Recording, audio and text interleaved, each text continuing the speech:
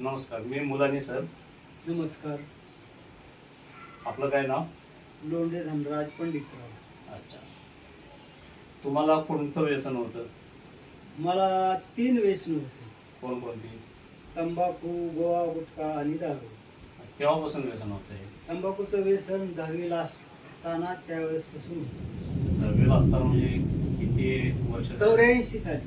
84 सालापासून. 1984. अच्छा अच्छा.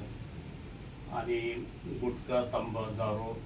दारूचं व्यसन 15 वर्षापूर्वीचं. पण 15 वर्षापासून मी दारू 15 प्यायला वर्ष. लागलो. 15 वर्ष झाले त्याला. अच्छा अच्छा. आणि गुटखा, तंबाखू, गुटखाचं? गुटखा आता 10 वर्षापासून. 10 वर्षापासून आहे.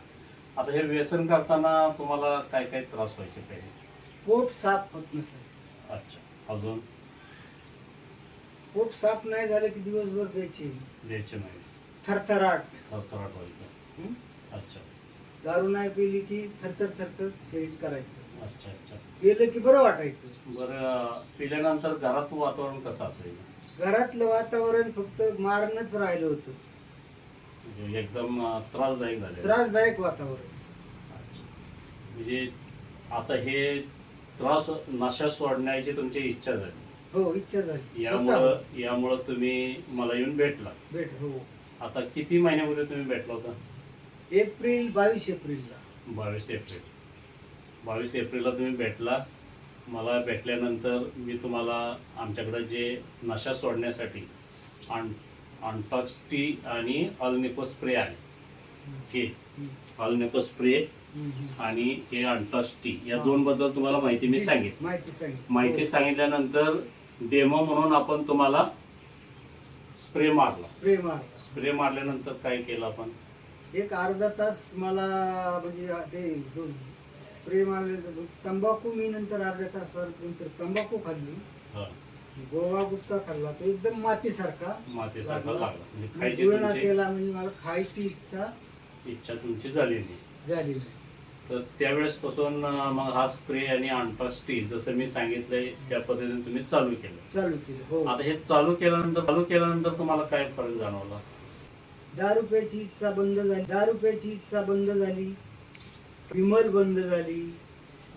तो RMD काय तो म्हणजे हे चालू केल्यानंतर केव्हापासून हे सगळं बंद झालं? त्याच दिवसापासून बंद झालं.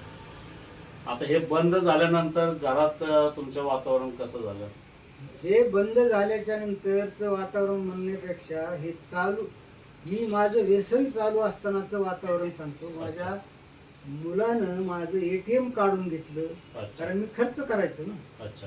ATM काढून घेतलं आणि ज्या वेळेला मी हे स्प्रे मारला आणि दुसऱ्या दिवशी दुसरा दिवस गेला, तिसरा दिवस गेला, चौथा दिवस गेला, असे 8 दिवस झाल्याच्या नंतर स्वतःहून मुलगा म्हणला, हे तुमचं ATM.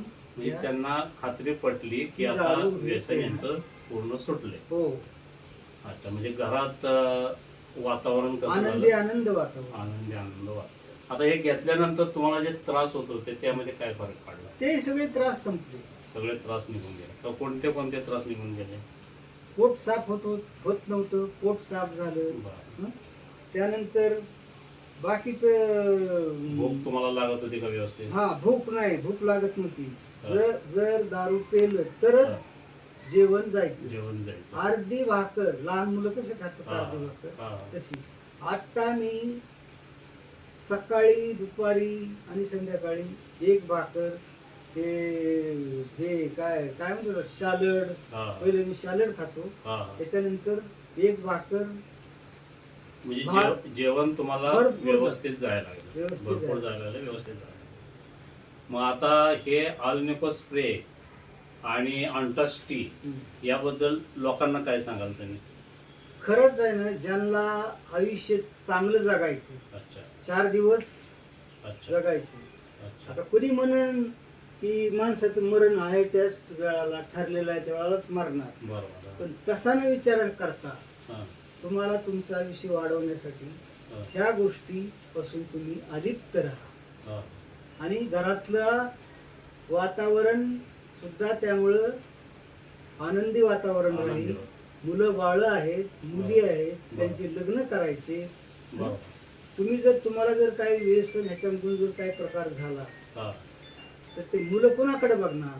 बरं, मग यासाठी लोकांनी काय घेतलं पाहिजे? हे स्प्रे हा आणि अँटास्टी अँटास्टी हे हे घेतलं. घेणं अत्यंत गरजेचं आहे. बरं, आता कसं आहे, तुमचे जसे त्रास सगळे निघून गेले, तुम्ही व्यसनमुक्त झाला, हो, तसं लोक सुद्धा व्यसनमुक्त व्हावेत अशी माझी- यासाठी तुमचा हा व्हिडिओ आपण युट्यूबवर टाकला, ग्रुपवर दिला, तर तुमची काय हरकत आहे का? काही हरकत नाही. काय हरकत म्हणजे तुमच्या व्हिडिओमुळे बाकीच्यांचे त्रास जातील आणि व्यसन सुटलं व्यसन सुटेल आणि त्याचा आशीर्वाद तुम्हाला देखील नक्की लागेल. मिळतील.